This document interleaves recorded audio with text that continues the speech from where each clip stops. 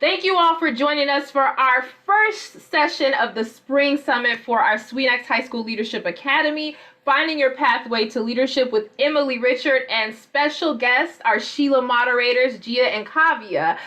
They will be handling our spot coaching Q&A for our speaker today. She is going to give you something that will be unforgettable. I know she's going to teach each and every one of you all how to hone in and sharpen those leadership skills. I can't wait to hear her story. But before we get into her subject matter for this evening, I would like to take the time out to thank our sponsors, Motorola Solutions Foundation, General Motors, and ARDC, who without their generous donations, we would not be able to do what we do here at SHLA. So thank you all so much for your donations to our program.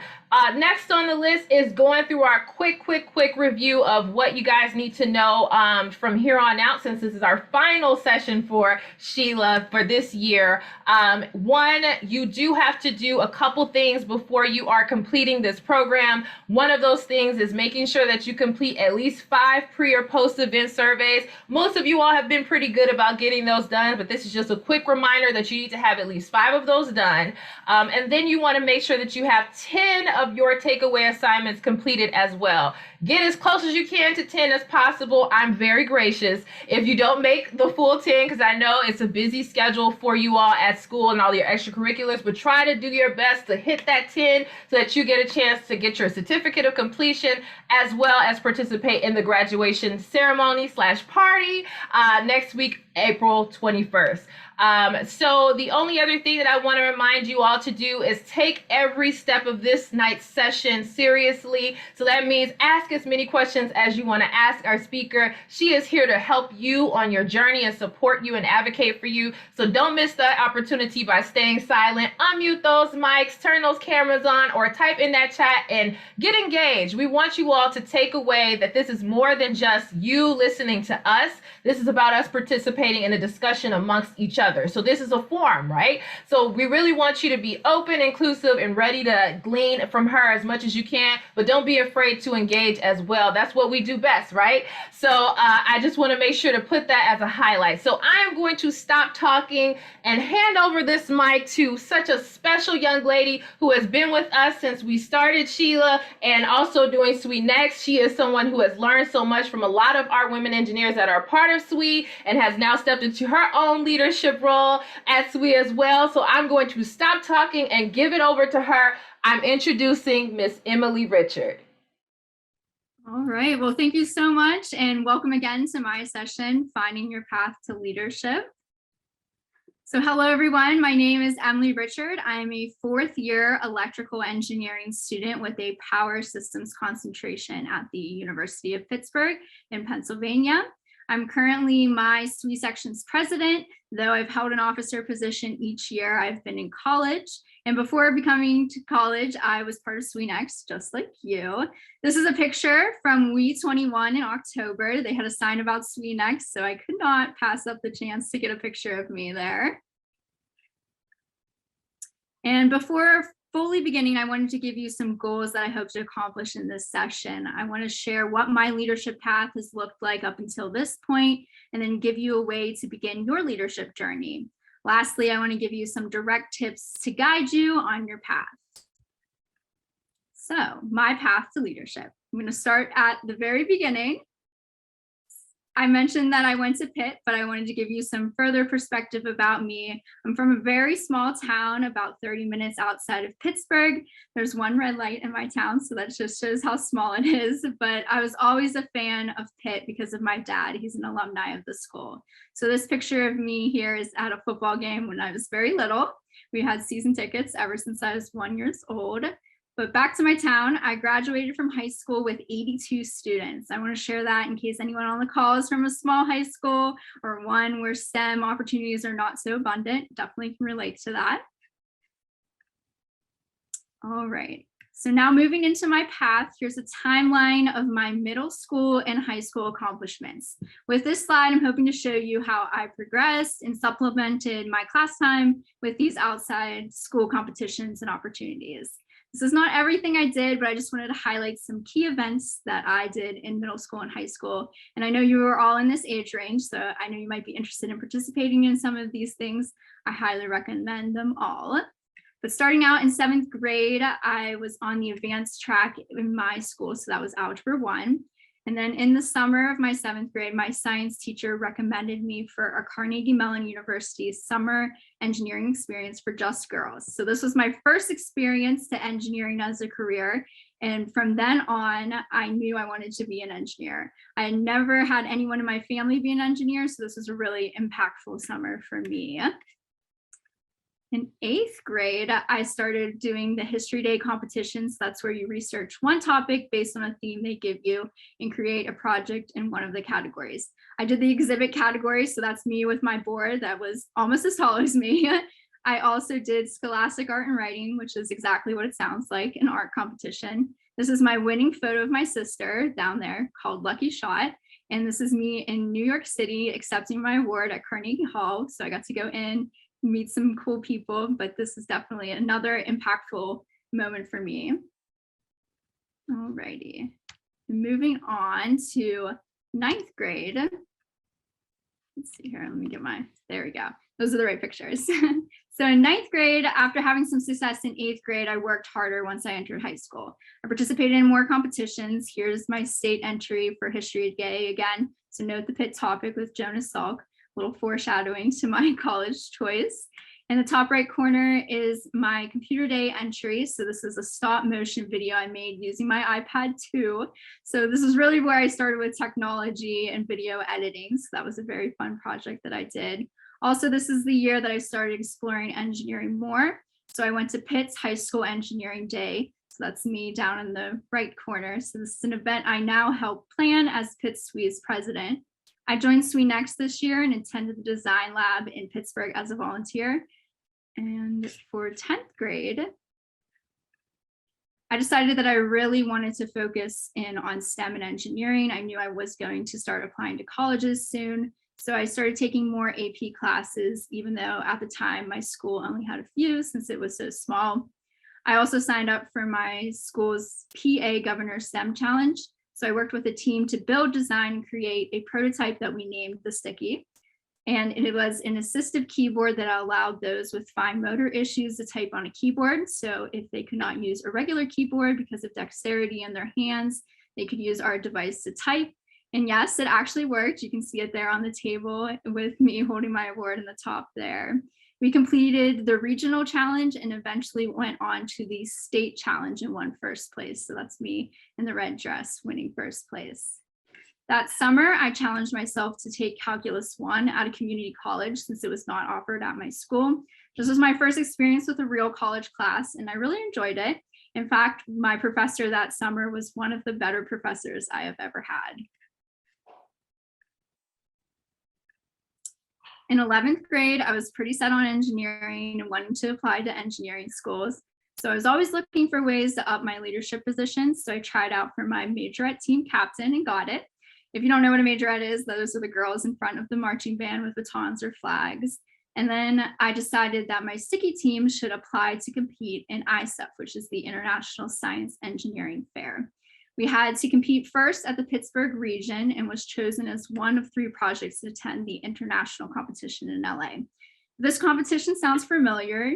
It is the year that I went is being documented on Disney Plus by a film called Science Fair. So maybe you've seen that, but I was there that year and I highly recommend watching. It's a very accurate portrayal of that competition. This summer in 11th grade, I attended CMU's advanced placement program through a scholarship I got from the Pittsburgh Regional ISEF competition. I was able to take 2 classes, chemistry and physics 1, for free at CMU. This was the second time I was taking college classes, but this experience was a little different since it was at a big university with full-time students, and it gave me an amazing perspective. All right, and lastly, in 12th grade, I was accepted to Pitt. Pitt was the only school that I applied to. They accepted me pretty early, so once they accepted me, I committed right away No need to put in any other applications to school. Pitt was my top choice. I also started a SWENext club this year, which met bi-weekly during my homeroom time, and we got to visit Pitt. So that was definitely a highlight of me being in SWENext in my club. And the final picture there is of me at my high school graduation with all of my cords, including the purple SWENext one. Next, I wanted to highlight my leadership positions I've held in college. So I came into college immediately knowing I wanted to be in Pitt SWE. I met my senior year, and it was a very natural transition given my SWENext background. So I applied to be the historian, the only position that Pitt SWE holds for freshmen. I got it, and my job was to go to all the events and take pictures and document the events online. Sophomore year, I ran for an outreach position and was elected to the elementary outreach chair. I love this position and putting together programming and events for kids and their parents. This is also the year that I became an engineering ambassador, so I can give tours of our engineering hall called Benedum Hall. My third year of college, I ran for the executive board in Pitt SWE and served as one of the vice presidents of outreach. So my job went from managing one event to managing all 6 of Pitt SWE's outreach chairs and their events. And lastly, this year, I was elected president. This has by far been my favorite position yet. I work with all 24 officers on a daily basis, managing all of our professional development events, social, mentorship, and outreach. In addition to Pitt SWE, I'm also part of Societal SWE's Leadership Development Program and Collegiate Leadership Institute. So you might be wondering why this path looks a little windy. This is because this path has been not easy. In fact, there's been some bumps that I've had to encounter along the way. So the first one is a medical one. So 2 weeks into my freshman year, my mom was diagnosed with breast cancer. Thankfully, she's better now, but at the time it was very hard to juggle both school and visiting her. During my second year of college, and a roadblock everyone on this call can relate to is the outbreak of COVID-19. So as a result, I had my primary co-op opportunity rescinded before I even began because of company layoffs. Co-op was what my school calls a rotational internship program. So you work one semester and you go to school the next until you work a total of 3 semesters. Luckily, I was able to find another co-op company and be able to begin on time. That was definitely a twist I had not seen coming. And the last word on there, I just added to this presentation. And it's a little less of a roadblock, but a pleasant surprise. So after applying to a bunch of internships this summer through online applications and in person at We21 conference, so remember my picture from the beginning, I've been accepted as a Tesla intern and will be moving to Austin, Texas for the summer. This is completely an opportunity that I had never thought I would be able to have, and I'm very excited to have had it before graduating in the fall. It is also a testament to all the work that I've put into my SWE leadership. All right, and I really like this quote because as you go through college, there are so many leadership opportunities and ways to get involved on campus. It's like this at every school, but you possibly cannot be the president of every club. So I chose to stick with Pitt SWE, and this quote really resonates with me because it reminds me that if I'm loving what I'm doing, I'm also a leader. So I'd like to share that with you guys. Switching gears a little bit, let's explore your path and how to get started. All right, so a good place to begin is to know your strengths, but how do you do this? So up here I have the word STEAM, so I like to include the A because as you saw, I was quite involved in the arts in high school. I think in order to know your strengths, you need to try new things. So for example, you could try each of these categories by doing some of these activities. So for science, maybe you want to start a science fair. For technology, you could look for robotics clubs. For engineering, can start a SWENext club or get involved in one that you might already have. For art, there's tons of art competitions out there. In math, there are always math Olympiads to get involved in. So you can gain further experience with some of these tips. I think taking advanced classes that interest you, asking teachers and mentors or parents are a great way to. Maybe seeking out older students and asking what they've done, maybe even just your siblings. Challenge yourself, and obviously it's good to learn from your mistakes. My biggest technique that I use, and I think everyone should use, is to teach and educate yourself on anything that you are interested in. In order to know your strengths and to build your experience as a leader, you definitely want to be able to educate yourself on anything that you come across that you think you might be interested in. And this quote really echoes that.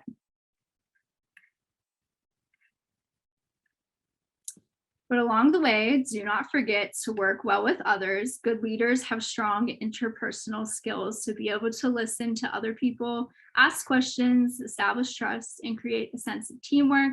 Be optimistic, maintain focus and a positive attitude, especially in the face of difficulty. Grace under pressure is a key leadership trait. If your team has just lost a crucial game, just don't throw in the towel. Make sure you're encouraging your teammates to practice even harder for the next one. Make sure you have passion. Passionate people are noticeable to those around them. When you are passionate about what you do, it not only reflects in your attitude, but also in your work. There are tasks that may be boring, inconvenient, or sometimes just difficult to do. But when you're passionate about the work you put in, even the most mundane tasks can be done in a willing spirit. So try it out. You might find not only shows you are a leader, but helps you get through the day with a smile on your face. But most importantly, never stop learning, especially if you're looking to enter the engineering field. I think to be an engineer is to be a lifelong learner. There's always new technologies, standards that are discovered that you have to master. So in the spirit of learning something new, I have a little activity for us that might allow you to learn something new about yourself.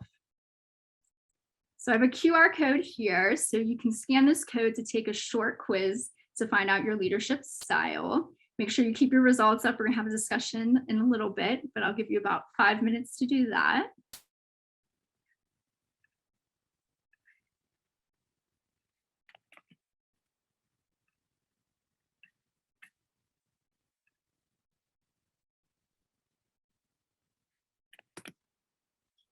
And this is the direct link in case you don't want to scan the QR code.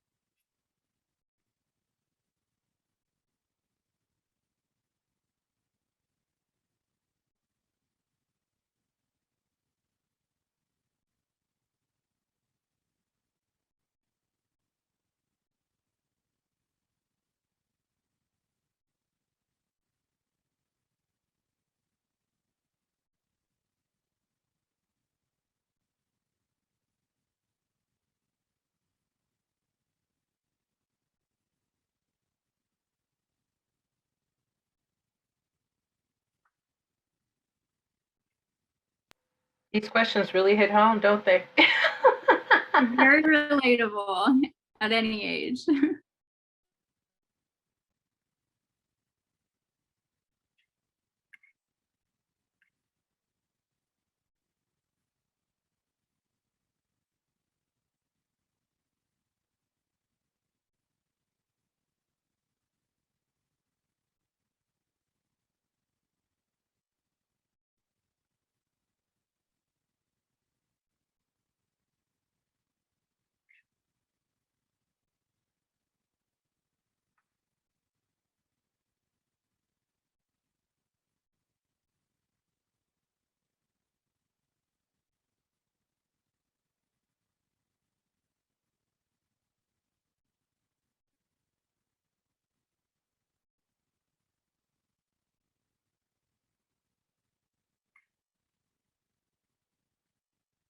All right, about 1 more minute for the quiz.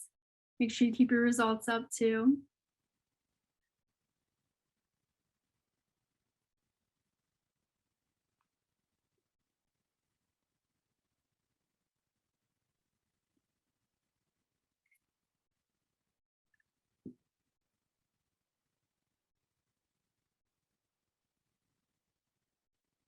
Alrighty, so now that everyone has had the chance to take the quiz, I want to share the 5 outcomes that you could have gotten. So you got one of these 5 outcomes.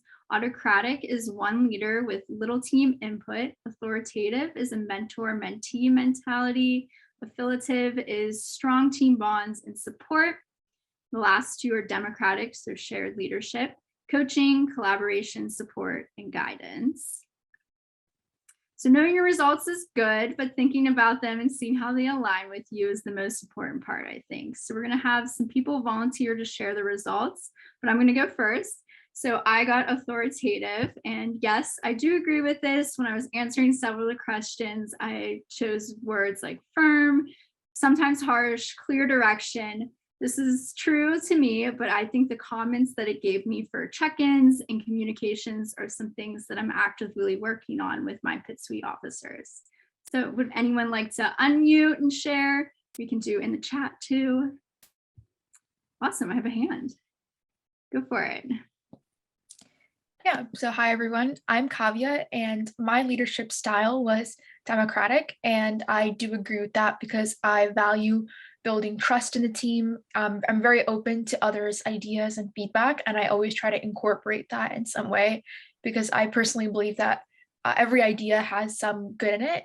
I think one of the things I'm trying to work on is being more firm in delegating tasks and just making sure that as a team we are moving in a unified direction, because I know that sometimes when everyone has ideas, it becomes a little hard to figure out where, like how we can stay focused, but that's something I'm working on. Very nice. Thank you for sharing. Move to our next hand. Yep, so I got democratic as well. I agree with it for the most part. However, there are some parts that I disagreed with. Like for instance, it talked about shared leadership, and I would disagree because I tend to be very firm in my decisions. Although I do still listen to people, I tend to be like really firm that make sure you finish this, make sure you finish that. So I can see some parts, but I also disagree with others. Yeah, that's great. And obviously you're never going to fit into one category perfectly. So that's good that you're aware of that. Anyone else like to share? Yeah, go ahead. Yeah, so I kind of wrote in the chat too, but I got authoritative as well. And I thought that kind of makes sense because of like how I lead the clubs at school and stuff. It's like one of the questions was like, oh, when you have a deadline, like how do you go to solve it? And I was like, oh, I'll usually take on a lot of the work so that I just can get done the way I want, which is definitely something that I want to work on and see like how to better delegate tasks. Yes, yes, there's definitely something to work on and something that I'm still working on. So we can work on it together.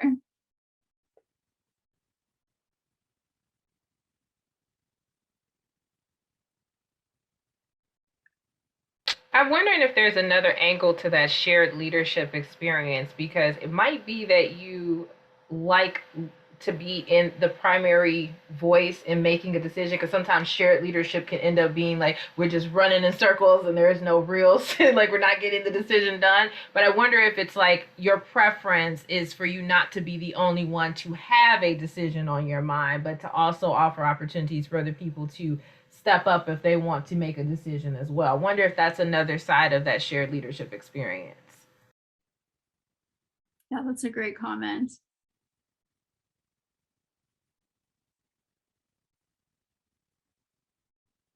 Anybody else have any thoughts?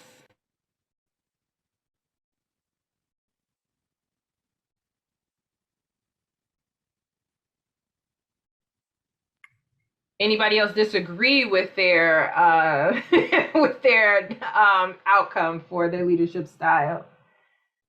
Oh, Anushka had you go ahead and share what you said in the chat, Anushka.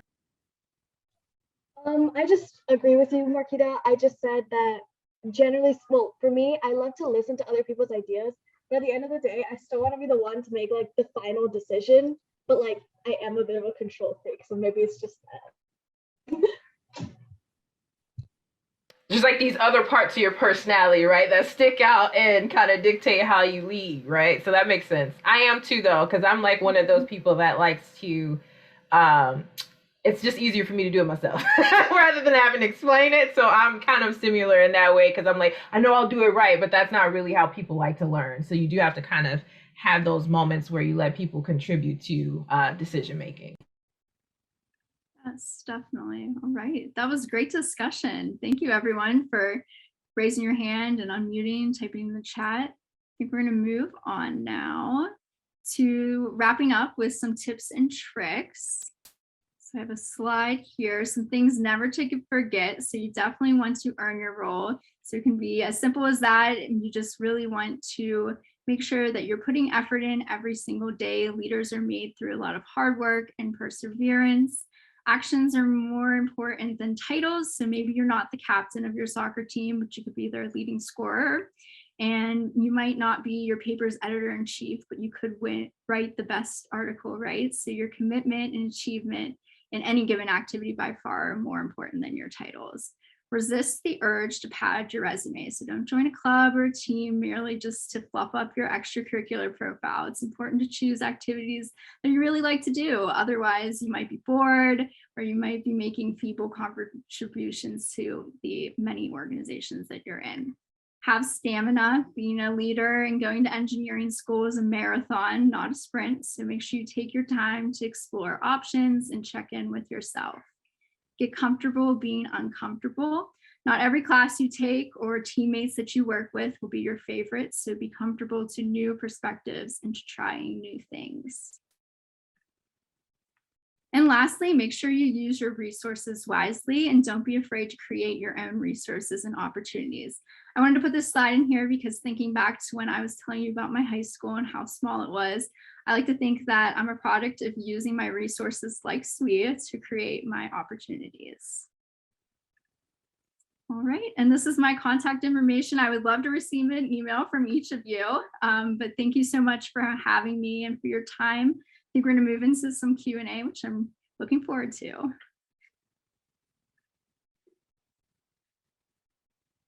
Awesome. So we are coming to our favorite part. It's going to be our 15. First of all, I can't just skip over how wonderful that presentation was on leadership. Can we give her some credit for that in the chat? Thank you so much for sharing that information, because even for me, I learned a lot. Being able to call out my leadership style to the road that I had, the road that I took to get to Democratic, and I'm like, oh, that kind of makes sense in how I approach leadership. So it's good to be able to like take that journey with you. So that's so awesome.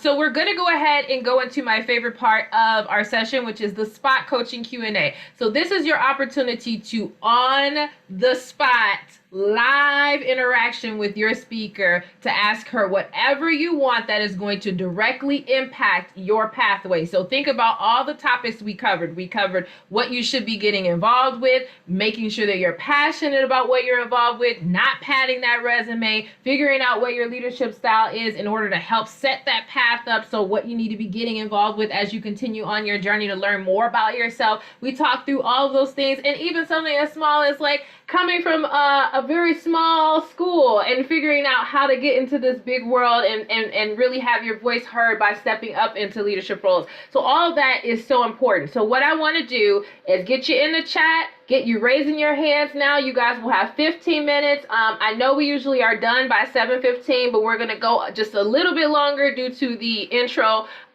disaster of 10 minutes that you had delayed. So we'll give you an extra 10 minutes on that to do a total of 15 minutes. So go ahead and start raising those hands. Again, this is your chance for you to get on-demand live coaching. So ask her important questions.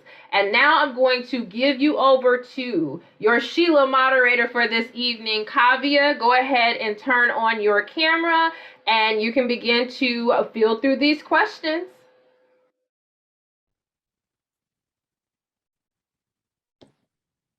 Hello, everyone. Thank you so much, Emily, for that wonderful presentation. That was super insightful and informative. And as a SHLA ambassador, I'm also super honored to be here. And I can't wait to see some of the questions that all of the students have. So the first question is, and I think you touched upon it a little bit earlier, what was your major in college? And perhaps you could share your process on how you were able to narrow down the myriad of choices in college and decide that this major was for you.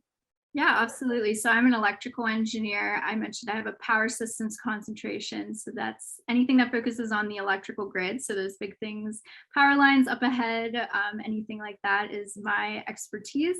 And then how I decided to become an electrical engineer. So I came into college undecided. Pitt has this program where you don't decide your engineering major until after your first year. So I really took that time to look at what classes I liked. So at the end of that year, I saw that I liked my coding class and I liked my physics 2 class, which had some circuitry involved in it. So that kind of leaned me towards the electrical route. Wow, that's amazing. And I loved how you mentioned how you took the time to really explore. I think that's super important, especially like in the STEM field. So we have another student, Diana, who was just wondering, how can we research and identify math and science competitions outside of school? Yeah, so this is a really great question. I was really the only person in my high school that was interested in doing these math and science competitions, and I was certainly the only girl that was interested in doing these math and science competitions. I was really gifted with my great gifted teacher. She helped me explore these opportunities, though a lot of it was me just researching online. A lot of the ones that I mentioned tonight are international competitions or national competitions, so you could certainly get involved in those. But I think just looking online and looking for your area is the most important thing, and bringing it to a teacher, bringing it to a faculty member, science teacher, things like that to help them be your mentor and kind of sign off on things is how I did it. That's awesome. And our next question is from Hannah. And she says that she knows that you got the authoritative for your leadership style. So she was wondering, what was the best way for you to delegate tasks to other people in your own way? How were you able to accomplish that? Yeah, so this is something that I've really had to do as president this year. And I think my approach to this is making a list of all the things I want to accomplish. And then I go and look at that list and say, who can accomplish this? So if it's something with our mentorship program, our mentorship chair really can take that and do it better than me. So I think just knowing who is good at what in your team, your group, your organization, your club, and making sure you're fitting those tasks with the right person. All right, thank you so much. And we have another question from Isha, and she said, well, she asked, what would be some good groups or organizations to join if you're interested in engineering and computer science? And SWE is one of those amazing clubs. Yeah, SWE is always my number one that I share. But I would say even just looking at your local college, like I did with CMU, I saw that they had some programs. So CMU was local for me. Pitt was also local. So I got connected with their SWE section. I got connected with Pitt SWE even before I came to college. So I'd recommend doing that. And then you can also look at professional sections. So for ECE, it's IEEE. If you want to go a little bit further into more, if you're interested in a very technical aspect of any of those majors. All right, and we have another question from Diana. And so since you were taking calculus over the summer, she was wondering if you would also recommend doing that. So she just wanted to know, like, what are your thoughts about taking these college level courses outside of school? Yeah, so I highly recommend. You saw that I took calculus my 10th grade summer. So I like to say I went to college before I knew how to drive. So that was my first experience with the college class. I did it because my school didn't offer calculus 1, and I knew being an engineering student, that's kind of the first class that you're hit with. So I wanted to have some background in that. I'd say it's a lot of an individual, if you are looking for that opportunity and your school might not have it, or if you just want to challenge yourself, I think it can be definitely a good way to do that. Gave me a lot of good perspective. I kind of knew once I got into my freshman year of school how much work it was going to be just having that single class that I worked on in each summers. So that was a good thing to know. So I wasn't kind of shocked like everyone else when I came to college. That's wonderful how you were able to challenge yourself, especially like just in 10th grade. Wow, that's incredible. And I have one question from my side. So I know that in the STEM field, it's super important. It's actually really helpful to find mentors. Mentors are powerful because they can provide inspiration and insight and coaching, just like you are doing right now in the Q&A segment. So I was just wondering, how can students find and build connections with mentors in the STEM field? Yeah, so again, I'm going to use SWE. That's really how I did it. In college, I've talked to a lot of upperclassmen in SWE, and just knowing what they did with their college careers really helped me. I knew a couple people that did co-op, so I looked into co-op and I did my 3 rotations there. I knew a couple people on Pitt SWE's executive board, so I got involved there a little bit more.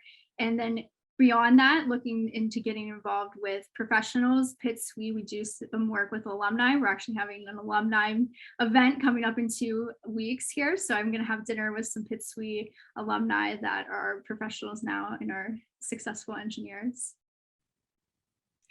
Yeah, I think one of the amazing parts of SWE is the community. There's just a community of so many students, mentors, and professionals. So that's why I enjoy being a part of SWE. And we have another question from Adiola. I hope I'm saying that right. This question is, how do you get your voice heard and put into consideration? Because there's a difference between being heard and actually doing it. I think it's a very important question. Yes, so I think my tip for this is to be confident. So be confident when you're pitching your idea, be confident in the research you've done to come to this decision. I think confidence goes a lot of ways. So the way that you present yourself, if it's online, make sure that you're speaking, you have very professional, and especially when you're in person, you can be confident in the way you walk in the room, present yourself that way. So I think definitely being confident is my #1 tip for that one. Yep, confidence is certainly key.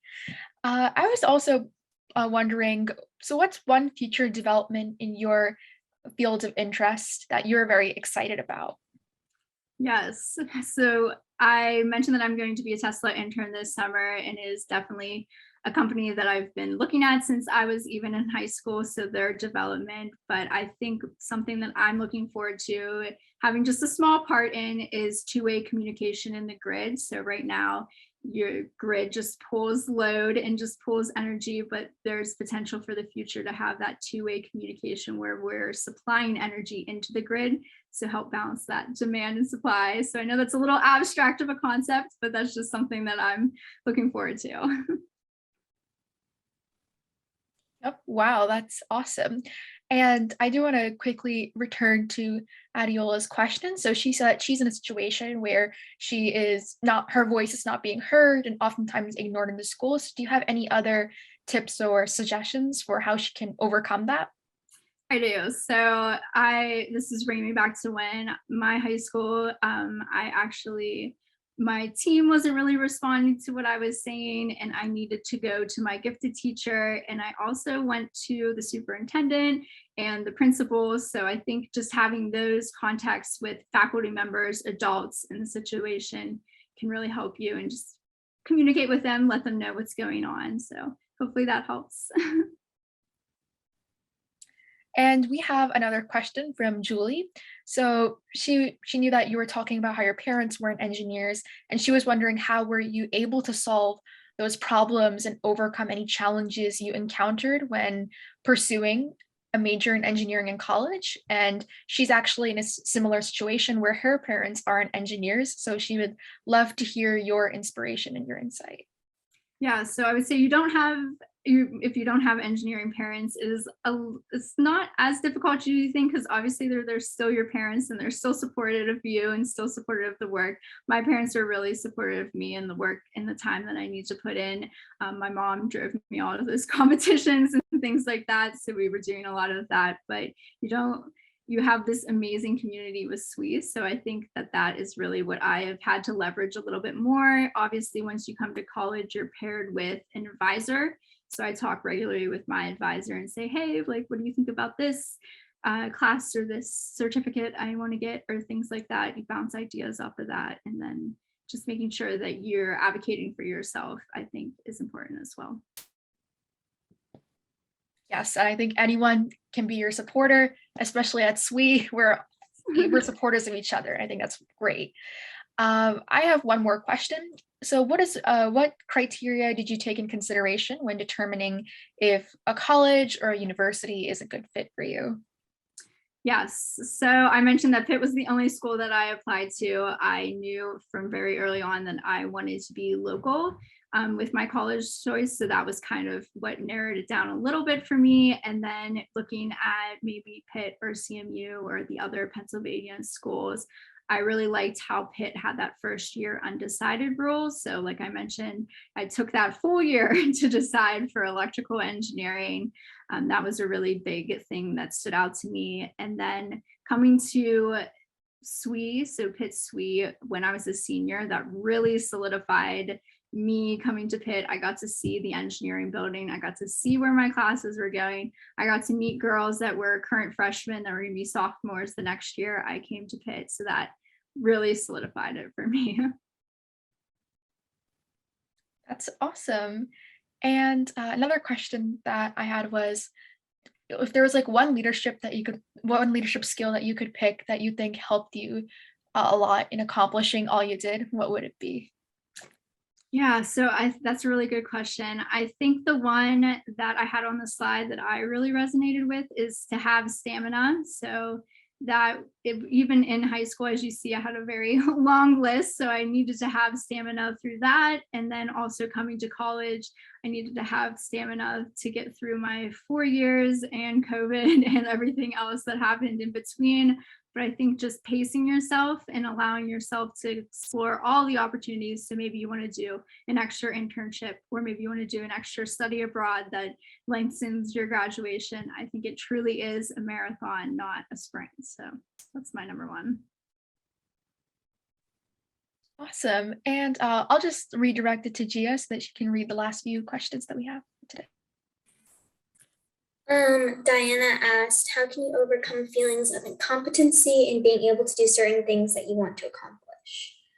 Now, that's a really good question. So I said that I'm an electrical engineer. So here at Pitt, there's about 5% females. So some of that imposter syndrome does come in when you're sitting in class and you see all boys around you. But I think it just comes down to being confident in yourself. You are going to class, you are doing the work, you're putting all this effort in, and you know what you want to do. So definitely just be confident in yourself and your abilities. Yeah, that's so important. So many people struggle with those feelings. I have a question. What other fields of engineering did you think about before you decided on electrical engineering? Yeah, so coming out of high school, my senior year of high school, I was telling everyone that I wanted to be a chemical engineer. I really liked chemistry. I mentioned I took chemistry at CMU, so I had some experience with advanced chemistry classes. But ultimately, it just came down to liking physics and coding more. But I think they're all great options. That's awesome, yeah. If I don't see any other questions in the chat, so if you have any other questions, please raise your hand or type them in the chat. Well, okay, so we'll take one more question, but we will have to wrap after that because we are at 7:23. But this is great. I don't want to interrupt, but we must go. It is going to be a long night otherwise. So we'll take Hannah's and then we'll wrap up. Gia, can you read that question off for me? Yeah, Hannah asked, how did you deal with times when maybe a project or idea didn't work out? Yes, so this is a really, really good question. And I have a very good story for this. So I had my sticky project up there. So I had it up there for 10th and 11th grade.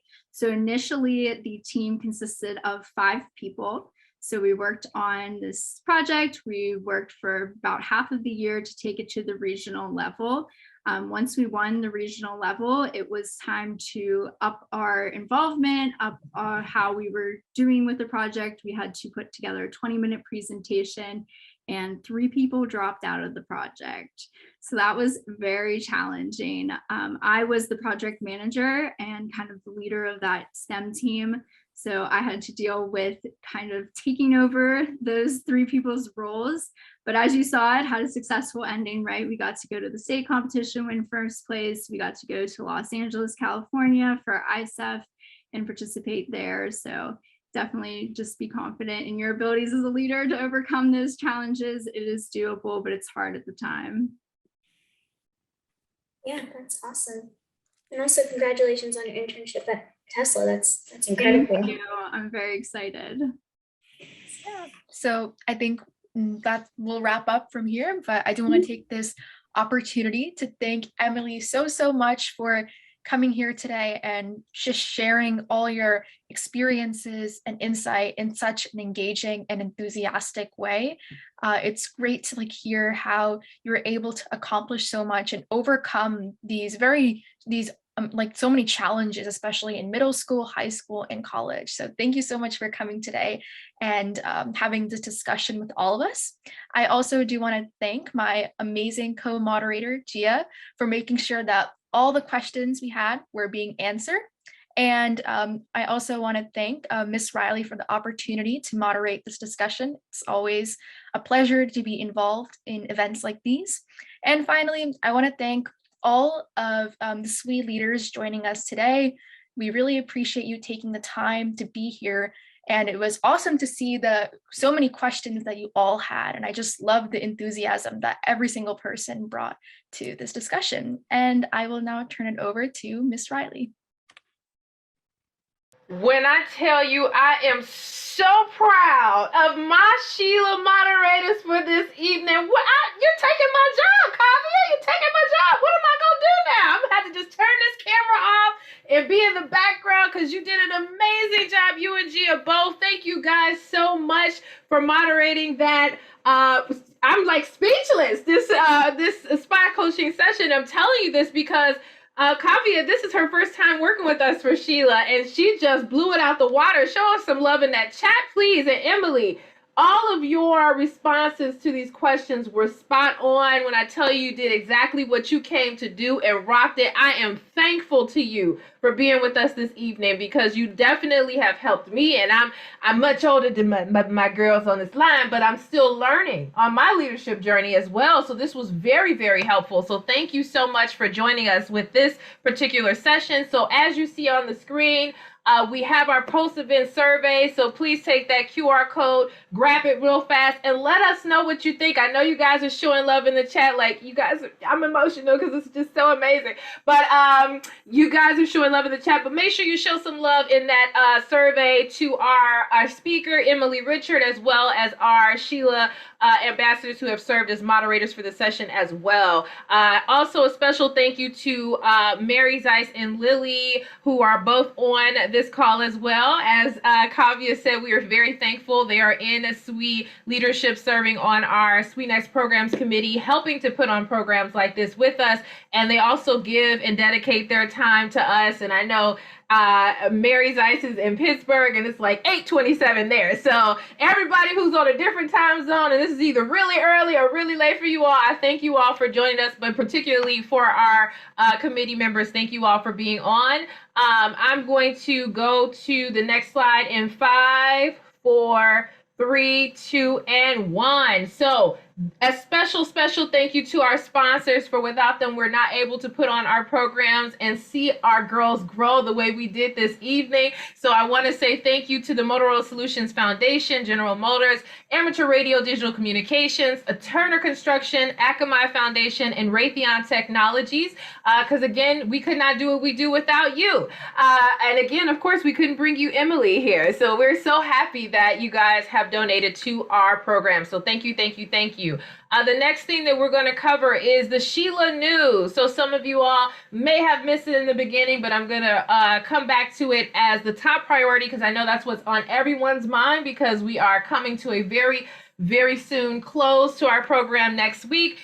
Please make sure that you have all of your takeaway assignments that are due completed by April 18th. You will need to have at least 10 of those assignments done, at least 5 pre or post event surveys completed. And then, of course, live or on demand, make sure that you attend the sessions for SHLA for this year. Again, there might be some content within the Google Classroom that might confuse you because it's from the previous fiscal year. Make sure that you are following the agenda schedule that is listed by email, but it's also listed within the website as well. So check that agenda and make sure that you're completing only this year's sessions. And once you do that, you receive your certificate of completion and you can participate in the graduation ceremony on April 21st at 6:30 p.m. CT. Up next, it's Taking Off the Cloak of Invisibility, How to See Intersectionality with Dina Skippa. She was here with us last summit for the summer summit. So she participated with us and took us through a little bit of a journey then to explore some of our cultural awareness and inclusion concepts, but also radical acceptance of ourselves as well. So you've been with her. She'll be coming back with us on April 12th tomorrow at 6:30 p.m. CT. So make sure that you're here and you do not miss it. If you have any trouble with the links, or if you haven't checked them, or it's going to a different date, make sure to let me know and I will get you the proper link, hopefully within enough time for tomorrow so that you guys can join us. On deck, we have the fireside chat with Brashay Anderson at Turner Construction. She's going to do a fabulous job of walking you through a day in the life of what her life is like as an engineer on April 13th at 6:30 p.m. CT. Again, do not forget to register for the Raytheon Technology Speed Networking event. This is one rare opportunity that we likely will not get again, so you want to take advantage of that. I've dropped the mentor list with the hard and soft skills that are available from those mentors within the Google Classroom. Make sure you register based on that list as well. That will be happening on April 14th at 6:30 p.m. CT. Spaces are limited. Networking, any type of SWENext Connect, it's always hard to get that seat. So make sure that you are registered for that, okay? Google Classroom, if you need the code, email me at swenext@swe.org. All materials will be there, and you can connect with your community within the Google Classroom, your SHLA ambassadors as well.